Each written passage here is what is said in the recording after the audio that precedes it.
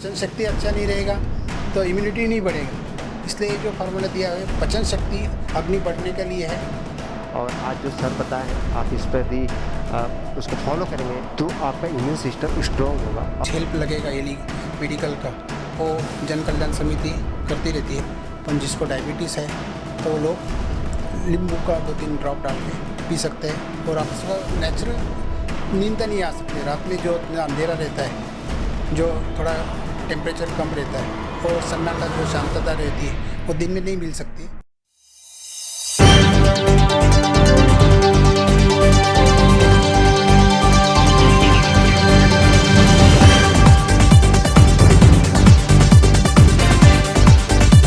अभी सर जो लोग हैं जो आयुष मंत्रालय जो भी हम लोग एक डॉक्यूमेंट जो देखे अभी, तो सर ये फार्मूला के बारे में जरा आपसे पूछना था कि आखिर ये फार्मूला है क्या?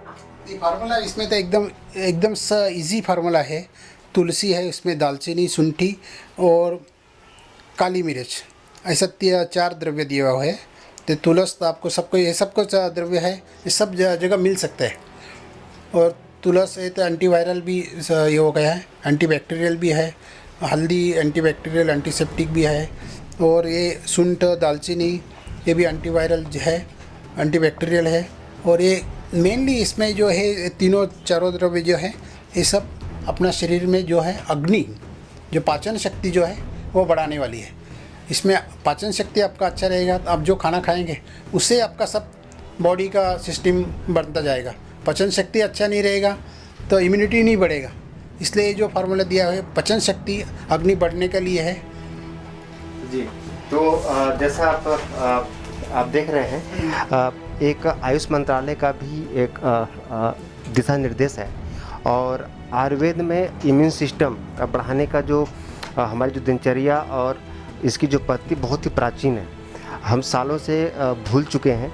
और आज जो सर बताए हैं आप इस पर भी उसको फॉलो करेंगे, उस गाइडलाइंस को भी जो उनकी अपनी दिनचर्या को ठीक करेंगे तो आपका इम्यून सिस्टम स्ट्रॉन्ग होगा। और कोई भी जैसे कोरोना वायरस अभी चल रहा है उसके अलावा भी जो अदर जो इम्पैक्ट है जो वातावरण से हमें अपने शरीर को मिलते हैं उससे भी बचाव होता है।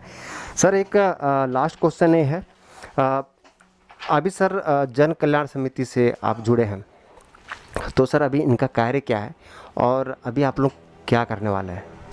तभी जन कल्याण समिति हर जगह आरएसएस का एक अच्छा सिस्टम है जो किधर भी आफत आ जाएगी आरोग्य के डिपार्टमेंट में तो जन कल्याण समिति वो काम करती रहती है। अभी बारिश के टाइम के कोल्हापुर वगैरह सब जगह बारिश आया था, उस टाइम को भी जन कल्याण समिति ने उधर जाके मेडिसिन डिस्ट्रीब्यूट किया। जो भी कुछ हेल्प लगेगा ये मेडिकल का वो जन कल्याण समिति करती रहती है। उसके साथ में आयुर्वेद व्यासपीठ जो है आयुर्वेदीय डॉक्टर लोगों का एक संगठन है, वो डॉक्टर लोगों का काम करते रहते हैं। इसमें मेनली हमारा सेवा एक काम जो है कि सब पेशेंट लोगों को, क्या पेशेंट नहीं रहे तो भी उनको मार्गदर्शन करने का काम हम लोग करते रहते हैं। तो उसके लिए आयुर्वेद व्यासपीठ ने अभी 3-4 साल में स्वस्थ रहने के लिए क्या करना चाहिए, इसके लिए कि डायबिटीज़ न हो, इसके लिए अलग अलग जगह लेक्चर्स अरेंज किए थे। तो महाराष्ट्र में कम से कम 800-850 जगह चला मधुमेह टाळूया, यही सब्जेक्ट लेके इतने जगह ये किया था। आरोग्य कैसा रहेगा इसके लिए लेक्चर्स अरेंज किए थे। और इस टाइम को प्रकृति और आपला आरोग्य ऐसा लेक्चर अरेंज किए थे। तो इसके लिए सब जितने भी हमारे आयुर्वेदिक डॉक्टर्स हैं तो उनको लेक्चर्स का ट्रेनिंग देके लोगों को ये किया था। तो इधर पनवेल एरिया में भी हमने लोगों ने ये किया था। और वो सब पीपीटी और मॉडर्न टेक्निक के हिसाब से लोगों को इजी ये हो जाएगा, इजी ऐसा हम लोगों को समझाने का ये करते रहते। और ये कोरोना का इसके लिए न हो, इसके लिए उनका इम्यूनिटी सिस्टम अच्छा रहो, उनकी दिनचर्या ठीक से रहो, ये समझाने के लिए भी अभी एक लेक्चर हम लोग अरेंज कर रहे हैं, ऑनलाइन लेक्चर अरेंज कर रहे हैं। यूट्यूब के ऊपर भी वो हिंदी में भी रहेगा, मराठी में भी रहेगा। तो जिस लोगों को उसके ऊपर भी फिर जिसको भी कुछ ये रहेगा, प्रॉब्लम रहेगा तो हम उसको गाइडेंस करेंगे। ऐसा भी ये काम किया चालू कर रहे हैं हम लोग, चालू हो गया समझो। जी, यदि आपको जैसे बताया कि आरएसएस की जो संगठन है और आयुर्वेदिक जो डॉक्टर्स का एक संगठन है, 2-3 सालों से 4-5 सालों से अलग अलग विषय पे लेक्चर और स्वस्थ कैसे रहे, निरोग कैसे रहे, डायबिटीज़ के ऊपर भी बहुत सारे लेक्चर हुए हैं। अभी कोरोना पे सर अभी पता चला कि आप लोगों ने कोई टैबलेट भी अभी बांट रहे हैं, तो सर उसके बारे में क्या है, वो कौन सा टैबलेट है वो? तो ये जो आयुष डिपार्टमेंट में जो एक फार्मूला जो ये किया है कि तुलसी, अदरक और दालचीनी और काली मिर्च, ये जो आयुर्वेद डिपार्टमेंट ने फार्मूला ये किया था उसका ही हमने टैबलेट के फॉर्म में कर रहे हैं। आयुष डिपार्टमेंट उसका एक्चुअली क्वाथ बना के पीने का है, हर्बल टी जैसा बना के पीने का है, पर अभी जो सिचुएशन है कि क्वाथ बनाना हर टाइम को इजी नहीं है, तो इसके लिए वो उन्होंने जो ये दिया है फॉर्मुलेशन, उसका टैबलेट बना के गर्म पानी के साथ पीने का ऐसा निर्देश कर रहे हैं हम लोग, समझा रहे लोगों को। और जिसको डायबिटीज़ नहीं है वो लोग उसमें पुराना गुड़ डाल सकते हैं, नहीं तो काली मनुका खजूर डाल के पी सकते हैं। पर जिसको डायबिटीज़ है तो वो लोग नींबू का 2-3 ड्रॉप डाल के पी सकते हैं। और आपको इसमें भी कुछ प्रॉब्लम रहेगा तो एक गूगल मैप बना हुआ है हमने कि उसमें जो लेने वाले हैं उसने नाम, मोबाइल नंबर, अपना एज भरने का है। और आपको कुछ तकलीफ रहेगा, समझो हार्ट अटैक का रहेगा, ब्लड प्रेशर का कुछ तकलीफ रहेगा, पेट साफ नहीं होता रहेगा, ऐसा एक फॉर्म हमने ये किया है ऑनलाइन, वो भर फिलअप कर देंगे, वो फॉर्म हमारे पास आ जाएगा। तो उसमें हमारे को कुछ समझो कुछ लगेगा, उनको कुछ लगेगा, तो उसके ऊपर भी हम लोग गाइड करेंगे उनको। और एक ऐसा एक पत्रक भी जारी किया है कि ऐसा ऐसा रहेगा, तो उसके साथ में आप बराबर काम करो। और ये अभी थोड़ा गर्मी का सीज़न है, तो ये जो दवा का कुछ ये नहीं होना मांगता है। और भूख अच्छा लगने के बाद में ही खाना खाओ, ये इससे भी इम्पोर्टेंट है। भूख नहीं रहेगा, आप सोते ही रहेंगे तो भूख कम लगने वाला है। टाइम से नहीं खाना खाएंगे तो भी कुछ फ़ायदा नहीं है। भूख लगने के बाद में दूध, घी ऐसा अच्छा खाना खाओ, जंक फूड मत खाओ, ऐसा गाइडेंस उसमें है। और कुछ भी तकलीफ़ रहेगा इसमें, ये दवा से रहेगा, दवा से नहीं रहेगा, और कुछ भी तकलीफ़ रहेगा तो हम लोगों ने हमारा व्हाट्सअप नंबर दिया हुआ है, उसके ऊपर आप कांटेक्ट कर सकते हैं। तो ये जो व्हाट्सअप नंबर है और जो लिंक है ये आपको हमारे जो चैनल के डिस्क्रिप्शन पे आपको मिलेगा। उसके अलावा हमारा एक नया सीरीज हम शुरू कर रहे हैं, आप निरोग कैसे रहें। तो उसमें हमने रिक्वेस्ट कर रहे हैं सर से भी कि समय समय पर आप हमारे चैनल के माध्यम से भी आप निरोग कैसे रहें, इसकी भी एक हम सीरीज स्टार्ट कर रहे हैं। सर, जो लोग जो देखेंगे उनके मन में क्वेश्चन आएगा कि बहुत सारे जो बच्चे हैं वो 10 बजे सो के उठते हैं, तो फिर उनकी जो ये आप बोल रहे हैं कि एकदम सुबह 6 बजे उठे, तो चेंज एक्चुअली में उनको 10 बजे सो के उठने का नुकसान क्या है, और जो लेट नाइट को खाना खाते हैं उनका नुकसान क्या है, ये ज़रा बताइए सर। जल्दी सुबह जो उठेंगे तो उसमें तो एक तो आपका मल मूत्र प्रवृत्ति का जो समय जो है वो सुबह का ही रहता है। आपको 10 बजे उठेंगे तो वो नेचुरल आने वाला ही नहीं हो, उसके लिए कुछ तो भी दवा ले, कभी आएगा कभी नहीं आएगा। पर सुबह जो उठने का टाइमिंग जो है 5 बजे 6 बजे जो है फ्रेश रहता है वो टाइम को। एक्चुअली नेचुरली आपका मल शोधन होता है, और इसमें मल शोधन ही होएगा तो ही आपका फिर वो सब शरीर ठीक से रहेगा, जो खाया हुआ जो डाइजेशन रहेगा वो अच्छा होएगा। और टाइम से उठने के बाद में तो एक तो उठने के टाइम को आपका जो फ्रेश लगने मांगता है, शारीरिक मानसिक दृष्टि से फ्रेश रहना मांगता है। जो रात में खाना खाया होगा वो डाइजेस्ट हुआ होना मांगता है, तो आँख सिर दर्द नहीं होना मांगता है। ये सुबह उठने का टाइमिंग है। किसी को समझो 6 बजे भी ये टाइमिंग अच्छा रहेगा तो भी अच्छा है, कभी रात में लेट हो जाएगा तो भी 8 बजे भी, पर सुबह उठने का टाइम को आदमी फ्रेश एक कंप्लीट रेस्ट हुआ है ऐसा लगना मांगता है। नहीं तो उठेगा बाद में सिर दर्द करता है, ये करता है, तो उसका फिर उसको थोड़ा और ज़्यादा सोना ही पड़ेगा। अभी नाइट जो ड्यूटी करते हैं वो लोगों को तो ये तो एक्सक्यूज़ करना ही पड़ता है कि थोड़ा उसमें चेंज करना ही पड़ता है।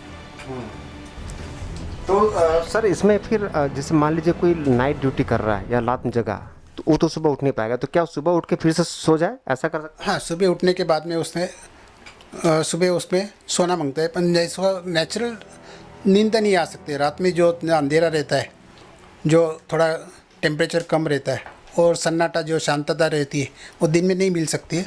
तो भी उसने ऐसा ट्राई करना मांगता है कि वह जो रूम में सोएगा थोड़ा उसमें लाइट कम, म्यूज़िक नहीं आएगा, आवाज़ नहीं आएगा, ऐसे शांत इसमें सोएगा तो उसको नींद आएगा। नहीं तो ऐसे ही चल रहेगा, टीवी चल रहा है तो उसका नींद भी पूरा नहीं होएगा और दिन भी उसका ये नहीं रहेगा, फ्रेश नहीं रहेगा। अभी जो सर 2 महीना से लोग 2-2.5 महीने से घर पे हैं, तो ऐसी बहुत सारी शिकायतें आ रही हैं, अब कंप्लेन आ रही है कि उनका मानसिक स्तर जो एक डिप्रेशन उसमें जा रहा है, तो सर उसके लिए आयुर्वेद में क्या है? तो डिप्रेशन अब देखिए कोरोना का इतना ये एपिडेमिक है कि उसका बहुत लोगों को ऐसा डर बैठ गया है कि अभी अपन बाहर जाएंगे तो अपने को कुछ हो जाएगा, अपने को किधर टच करेंगे, किससे बात करेंगे तो अपने को कोरोना पकड़ लेंगे।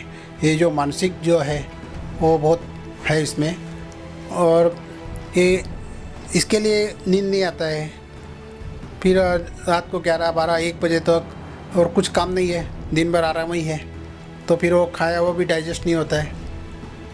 तो घर में बैठे तो भी तो बाहर नहीं जा सकते, कम से कम घर में बैठे बैठे सूर्य नमस्कार कर सकते हैं, घर में बैठे बैठे आराम कर आराम तो है, बहुत ही ज़्यादा आराम है। वो डाइजेस्ट होने के लिए थोड़ा एक्सरसाइज भी मांगता है, तो उसमें सूर्य नमस्कार आप घर में कर सकते हैं, किधर जिम में जाने की ज़रूरत नहीं है। और व्यायाम का भी एक नियम है कि व्यायाम आप जिम में जाके एसी में जाके व्यायाम नहीं होता है, वो सिर्फ बॉडी शो होता है आपका। व्यायाम करने का रहेगा तो खुली हवा में करना मांगता है, और व्यायाम करने के बाद में पसीना आना ही मांगता है। पसीना नहीं आएगा तो फिर उसमें कुछ फ़ायदा नहीं है व्यायाम करने का।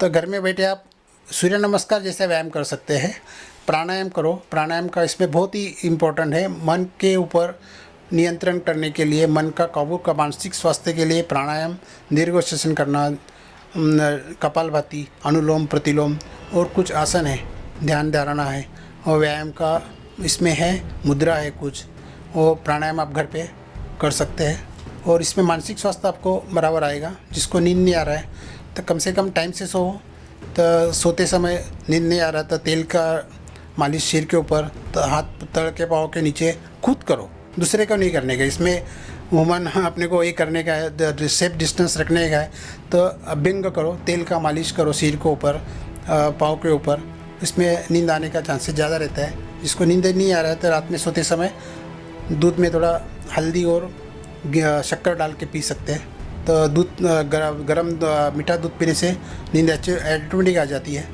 और थोड़ा ध्यान करो आँख बंद करके,